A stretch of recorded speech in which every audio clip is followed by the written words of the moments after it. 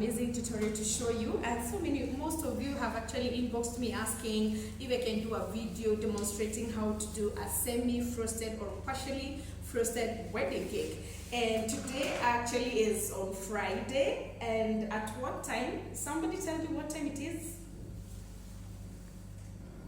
2:23? 2:43. So right now it's around 2:43, like 2 p.m., right? Kenyan time, for those watching outside Kenya, it's 2:43 p.m. And today is Friday. I have a wedding cake for tomorrow, Saturday.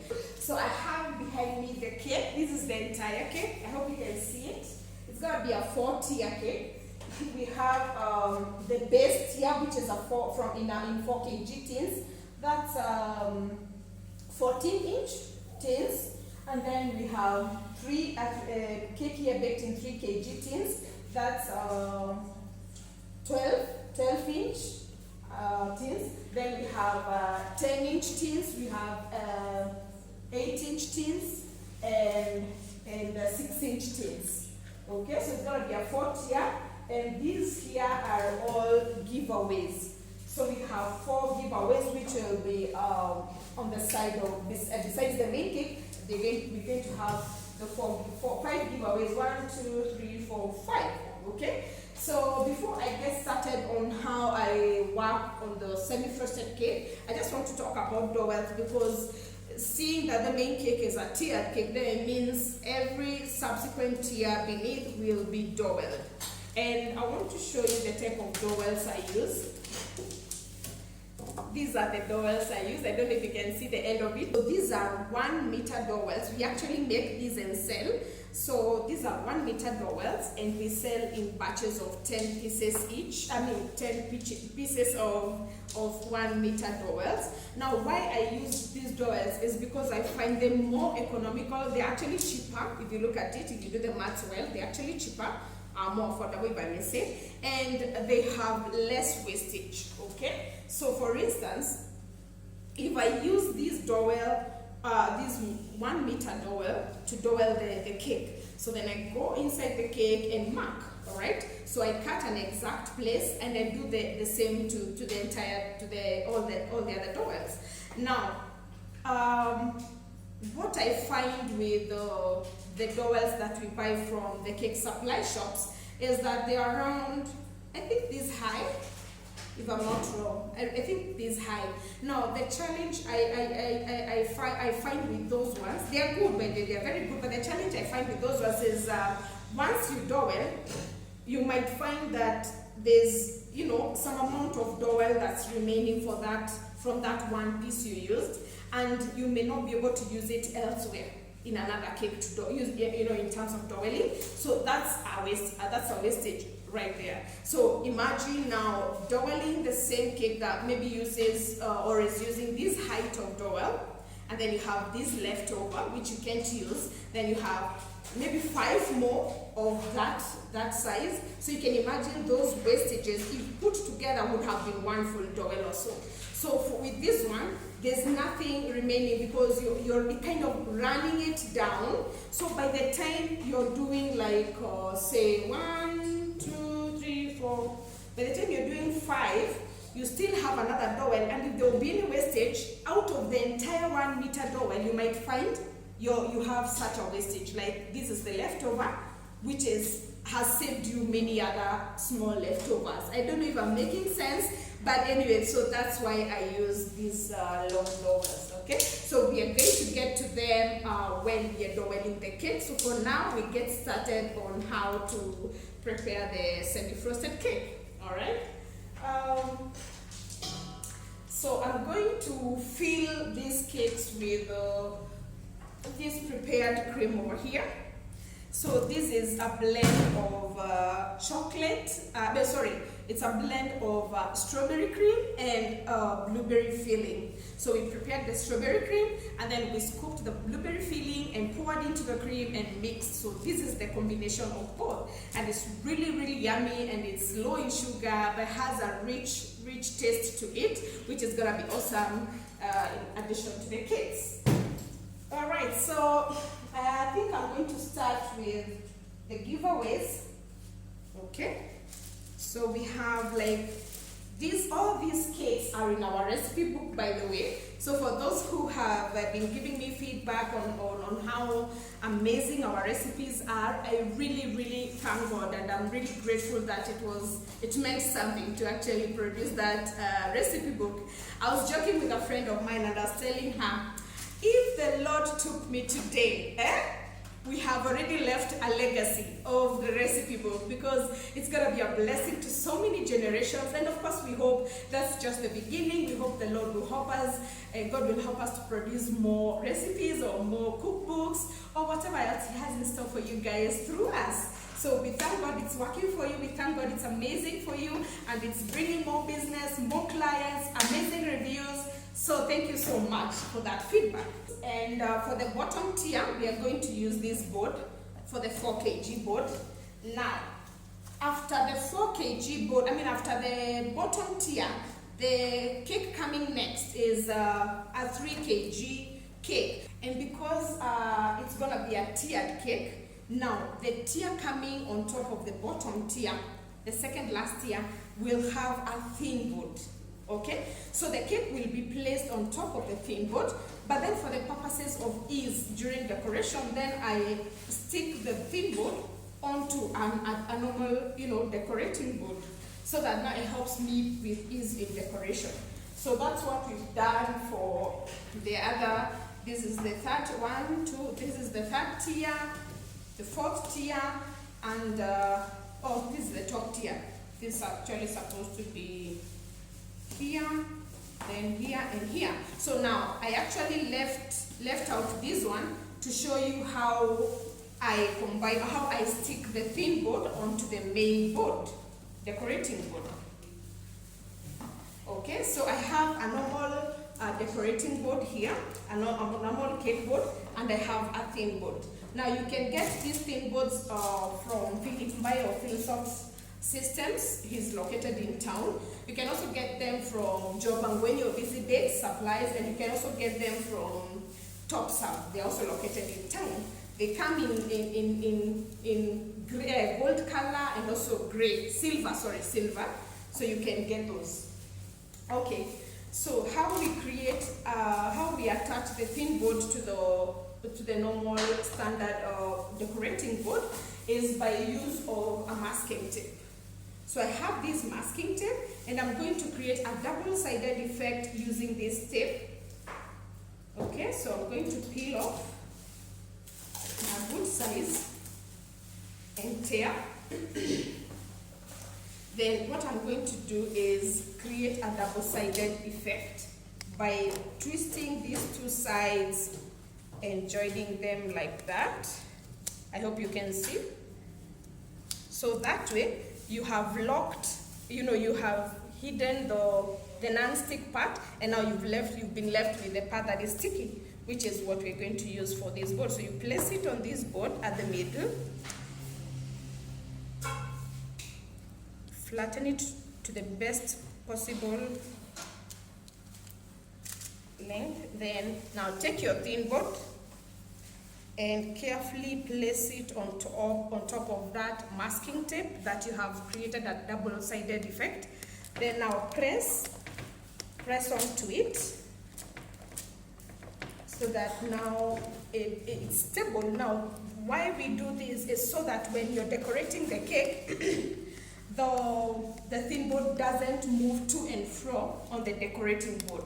So this way the cake will be stable. So as you go along, the cake will not be moving with you. So that's why we do the thin board attachment like that. So hope you've gotten it. Okay, so this is gonna be the third tier for fifth. All right. Okay, so we go on to the giveaways. I'm going to start with the giveaways. So let's go.